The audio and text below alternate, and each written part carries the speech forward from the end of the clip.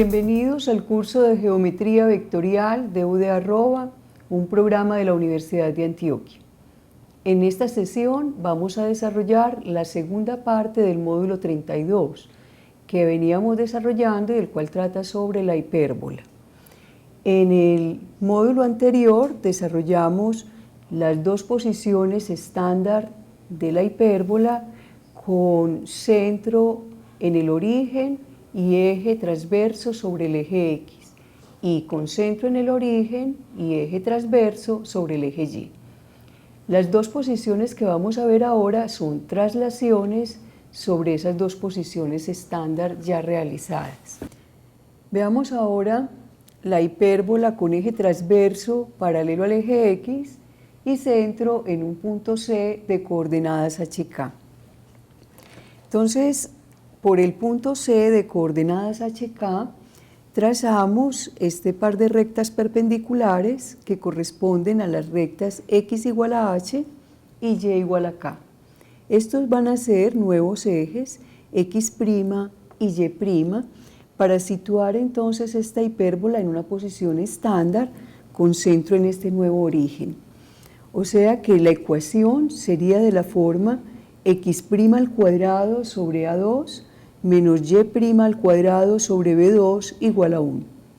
Ahora hacemos la conversión de X' igual a X menos H, Y' igual a Y menos K, y determinamos entonces esta ecuación con respecto a los ejes originales como X menos H al cuadrado sobre A2 menos Y menos K al cuadrado sobre B2 igual a 1. Vamos entonces con esta ecuación a despejar Y para determinar las asíntotas de la curva.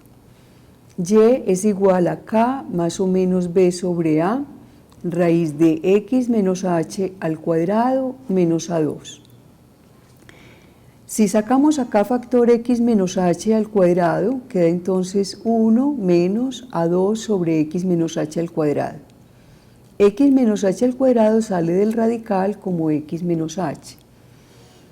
Ahora miremos en el límite cuando X tiende a infinito, Y entonces es igual a K más o menos B sobre A por X menos H, ya que cuando X tiende a infinito, esta cantidad A2 sobre X menos H al cuadrado tiende a 0, y entonces el radical sería 1, y por tanto la ecuación se reduce a K más o menos B sobre A por X menos H.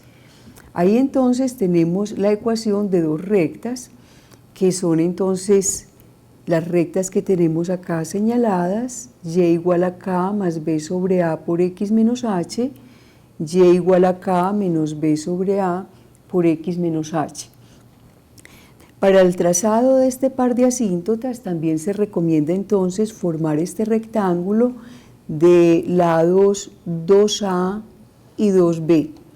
Por los vértices del rectángulo pasan entonces estas asíntotas. Miremos ahora la otra posición, que es la hipérbola con eje transverso paralelo al eje Y con centro en el punto de coordenadas HK. Entonces hemos movido igualmente el centro del origen a coordenadas HK y vamos a situar entonces el eje transverso sobre la recta X igual a H, de modo que ese eje transverso va a ser el eje Y' para un nuevo sistema coordenado. El otro eje, el eje conjugado, será el eje X' que quedará sobre la recta Y igual a K. De modo que para esta nueva situación la ecuación será Y' al cuadrado sobre A2 menos X' al cuadrado, aquí me falta colocarle el cuadrado, menos X' al cuadrado sobre B2 igual a 1. Convertimos entonces Y' a Y menos K y X' a X menos H y tenemos la ecuación Y menos K al cuadrado sobre A2 menos x menos h al cuadrado sobre b2 igual a 1. Nuevamente, para esta curva se hacen sus asíntotas despejando y en términos de x y haciendo tender al límite cuando x tiende a infinito. En ese caso, entonces, las asíntotas son y igual a k más o menos a sobre b por x menos h. Ese par de rectas, entonces, las vemos acá trazadas, nuevamente pues con la orientación del rectángulo base de lados 2a y 2b para esta posición. Ya tenemos entonces las 4 posiciones básicas de las hipérbolas, haciendo las traslaciones correspondientes. Vamos ahora a mirar la forma general de la ecuación de la hipérbola. Para ubicarla dentro de la ecuación de segundo grado. Entonces, si tenemos las ecuaciones de las hipérbolas x menos h al cuadrado sobre a2 menos y menos k al cuadrado sobre b2 igual a 1, o la otra, y menos k al cuadrado sobre a2 menos x menos h al cuadrado sobre b2 igual a 1, cualesquiera de ellas puede llevarse a la forma ax2 más cy2 más dx más cy más f igual a 0, en la cual a y c van a tener signos opuestos. Ahora, si hacemos el trabajo inverso, si partimos de la ecuación de segundo grado, donde a y c tienen signos contrarios, la ecuación puede llevarse a la forma a por x menos h al cuadrado más c por y menos k al cuadrado igual a un término independiente beta. Con esto entonces tenemos que analizar qué pasa con ese término independiente beta. Ese término independiente beta lo podemos tener o cero o positivo, ya que en A y C los signos son contrarios, entonces siempre este término independiente puede ser no negativo. De modo que si beta es igual a 0, esta ecuación se reduciría a 2 rectas. Y si beta es positivo, si el término de acá de la derecha de la ecuación es positivo, entonces cuando A es el positivo, la curva va a representar una hipérbola con eje transverso paralelo al eje X, con centro en un punto de coordenadas HK. Si A es el que lleva el signo negativo, entonces la curva representa una hipérbola con eje transverso paralelo al eje Y con centro en el punto C de coordenadas HK. Hasta acá entonces tendríamos la discusión sobre las ecuaciones para la hipérbola. Vamos ahora a presentar una aplicación muy importante de este lugar geométrico.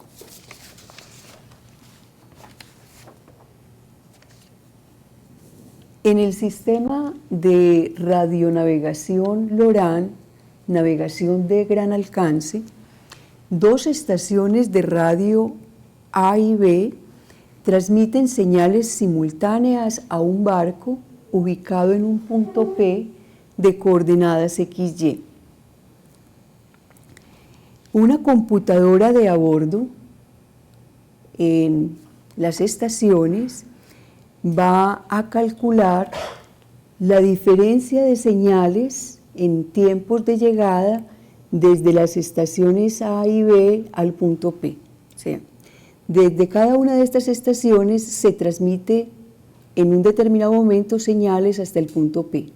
El punto P recibe las señales en una diferencia de tiempos calculada. Esa diferencia de tiempos es convertida a una diferencia de distancias por medio de la computadora. O sea que se puede evaluar la diferencia de distancia PA y PB, conociendo la velocidad a la cual viajan las señales de radio. O sea que esa diferencia de distancias sitúa el punto P en la rama de una hipérbola. Si en un caso particular tenemos las estaciones en esta situación, la estación B está situada 400 millas al este de la estación A.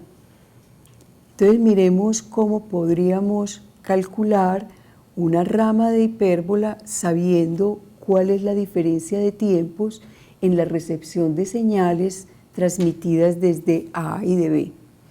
Supongamos entonces que la estación B está a 400 millas al este de la estación A en la costa y un barco recibió la señal de B 1200 microsegundos antes que la señal de A.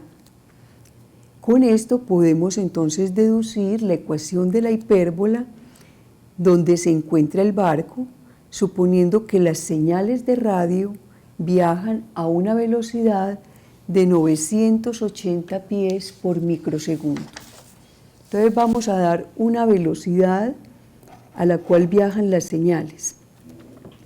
La velocidad de las señales está dada en su magnitud como 980 pies por microsegundo.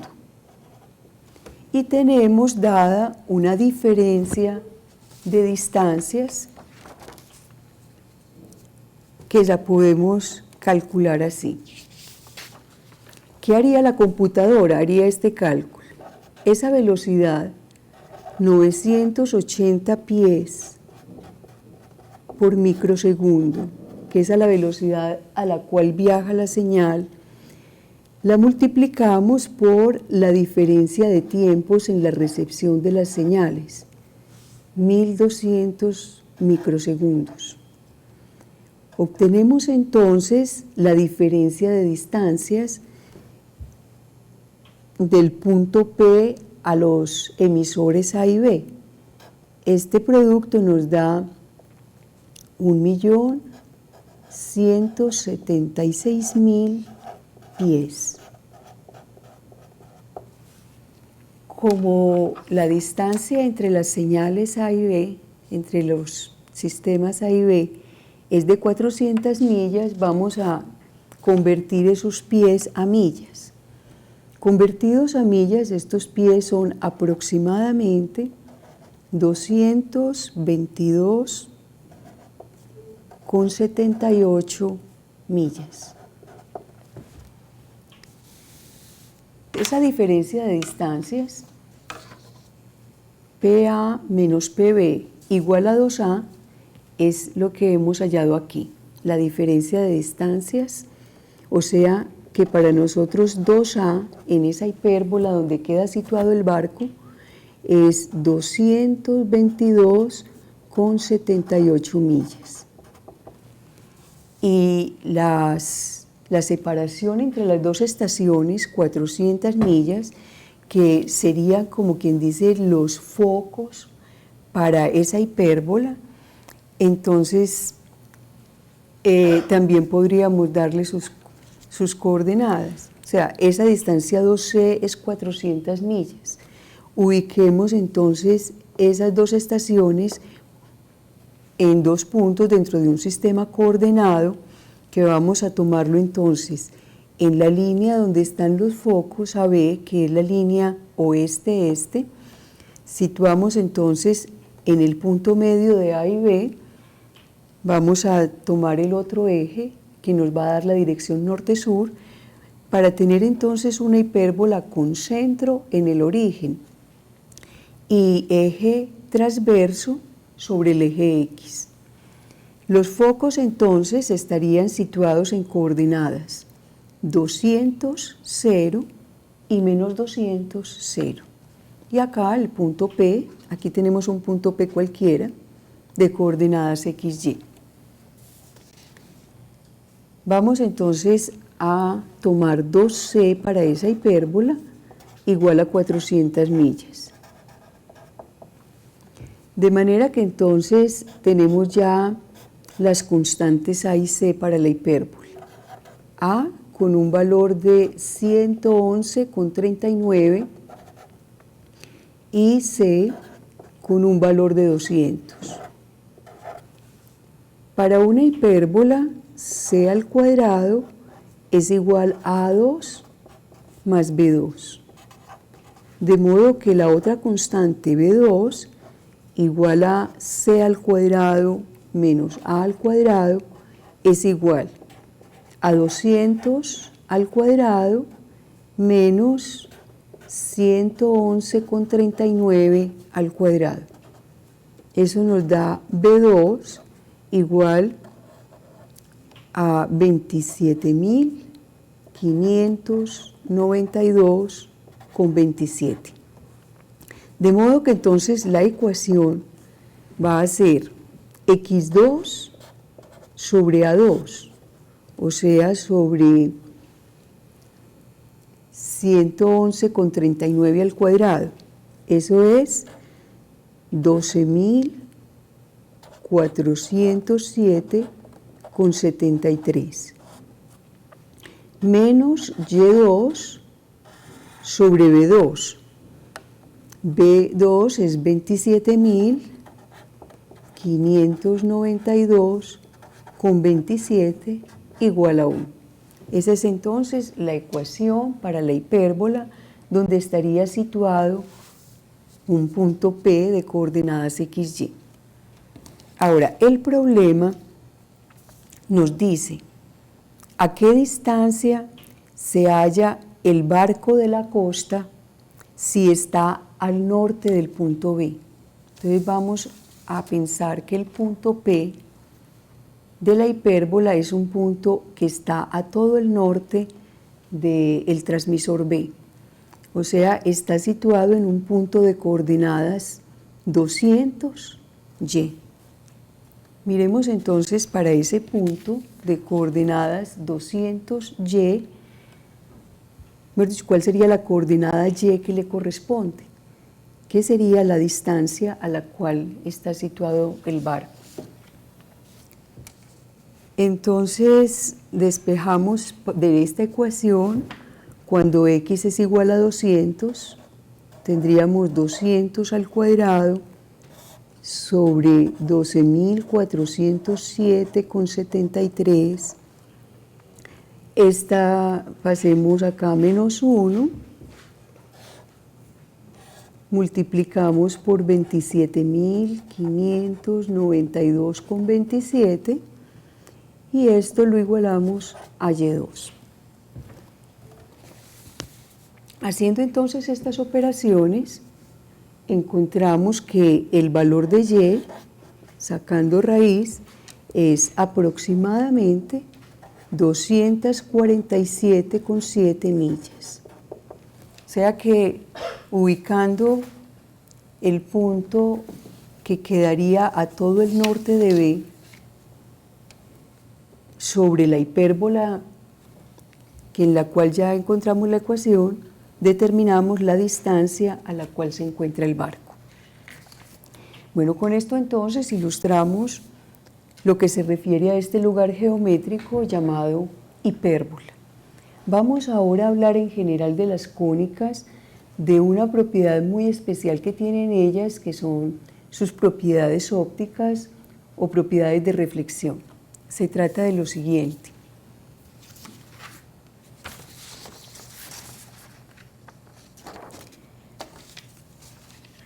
Para la parábola, la elipse y la hipérbola.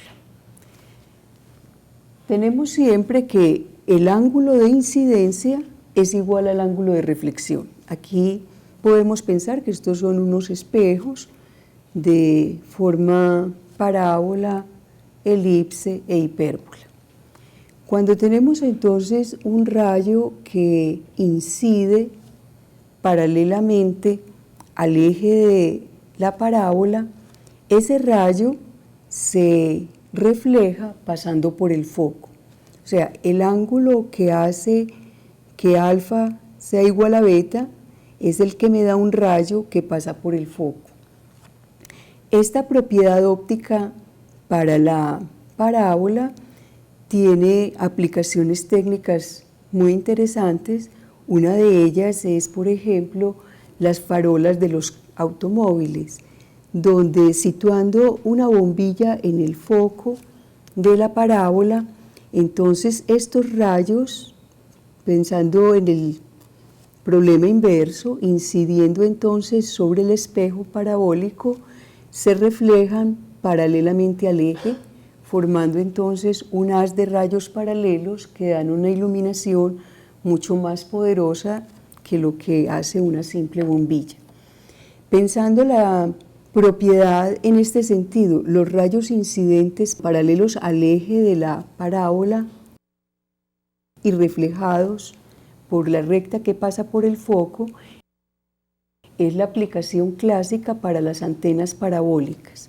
Recogen las señales, van recogiendo las señales, reflejándolas en el arco parabólico, y todas las señales reflejadas entonces vendrán a juntarse acá en el foco, donde se conforma la imagen que se va a transmitir. Acá para la elipse hay también una propiedad óptica importante, y es que todo rayo que se imita desde un foco y choque acá con la elipse, se reflejará pasando por el otro foco. Una aplicación interesante es la llamada galería de los murmullos. En un salón donde el techo sea una cúpula semielíptica, una conversación que tenga lugar en uno de los focos se oye perfectamente desde otro lugar, puede ser muy lejano, pero situado en el otro foco. De modo que alguien que está muy lejano de este lugar puede oír perfectamente la conversación que ha sido tenida en este lugar sin que otros mucho más cercanos puedan saber allí qué se está diciendo. Para una hipérbola, entonces la propiedad es que si se lanza un rayo desde un foco y va entonces a chocar contra un espejo hiperbólico, la reflexión entonces va a ser en la dirección del otro foco. O sea, el rayo choca contra el espejo y se aleja de la hipérbola sobre una recta que pasa por el otro foco de la hipérbola. O contrariamente, si se capta un rayo que venga acá a chocar en un punto P en la dirección de este foco, la reflexión lo llevará al otro foco. Miremos una aplicación importante de esa propiedad de la hipérbola combinada con la propiedad de la parábola en un aparato que se llama un telescopio de reflexión. Entonces aquí este par de rayos son unos rayos paralelos captados desde una estrella. Si vienen de una fuente tan lejana, los rayos se consideran paralelos. Aquí tenemos un espejo parabólico donde se reciben los rayos y acá hay un espejo hiperbólico. Entonces esos rayos que chocan acá con el espejo parabólico van a reflejarse pasando por el foco de la parábola. Pero entonces este foco de la parábola se ha situado de tal manera que coincida con el foco de la hipérbola. O sea, este espejo parabólico y este espejo hiperbólico tienen el mismo foco, un foco común F. De manera que ese rayo que se está reflejando, al chocar con el espejo hiperbólico, lo desvía a pasar por el otro foco de la hipérbola. Ya acá no hay otro espejo, pero habría otro foco que tendría que corresponder a la otra rama de hipérbola, que no estaría pues presente. Este sería pues aquí virtualmente se coloca para situar acá este otro foco. Entonces todos estos rayos llegan y se concentran acá en el punto F', que sería el ocular para ese telescopio. de modo que puede verse perfectamente la imagen de la estrella que se está tratando de localizar. Ahí entonces estarían combinadas las dos propiedades ópticas de parábola e hipérbola en la construcción de ese telescopio. Finalmente, antes de concluir el tema de cónicas, quiero entonces recapitular un poco sobre esa ecuación general de segundo grado que se ha ido estudiando a través de estas secciones cónicas. La ecuación de segundo grado que hemos tratado acá es la ecuación de la forma ax2 más cy2 más dx más ey más f igual a 0. O sea que no hemos considerado acá término cruzado en xy, el cual corresponderá a una rotación de los ejes de la cónica con respecto a los ejes de representación. Esa situación de rotación se estudiará luego en el curso de álgebra lineal. Entonces, para esta situación de la ecuación general de segundo grado, resumamos un poco lo que hemos visto a través de este estudio de cónicas. Entonces, esa ecuación puede representar cuando A y C son positivos o A y C son negativos, o sea, cuando A y C son del mismo signo. La ecuación va a representar una elipse, una circunferencia cuando A sea igual a C, un punto o nada, o sea, que no haya lugar geométrico real. Cuando A y C son de signos opuestos, la ecuación puede representar una hipérbola o dos rectas que se cortan. Cuando alguna de las dos, A o C, es igual a 0, la ecuación representará una parábola, dos rectas paralelas, una recta o nada. Esto entonces es la conclusión del estudio de la ecuación de segundo grado, que como les digo, concluiremos ya en forma total en el curso de álgebra lineal. Hasta acá entonces tenemos nuestro desarrollo de secciones cónicas y con esto terminamos el curso de geometría vectorial.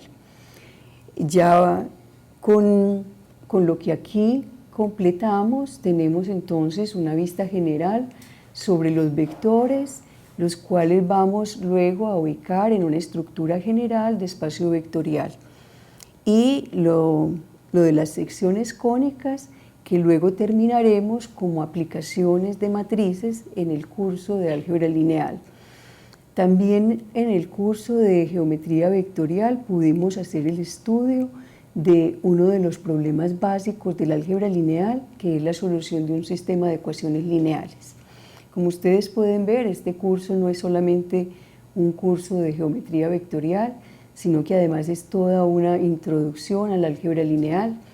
En el próximo curso no seremos entonces no estaremos empezando una temática nueva, estaremos continuando con lo que hasta aquí llevamos del curso de geometría vectorial. Se ha visto también una aplicación muy importante de los vectores a la física, que es donde los vectores han tenido su lugar natural, donde la teoría de los vectores ha sido primariamente estudiada y desarrollada.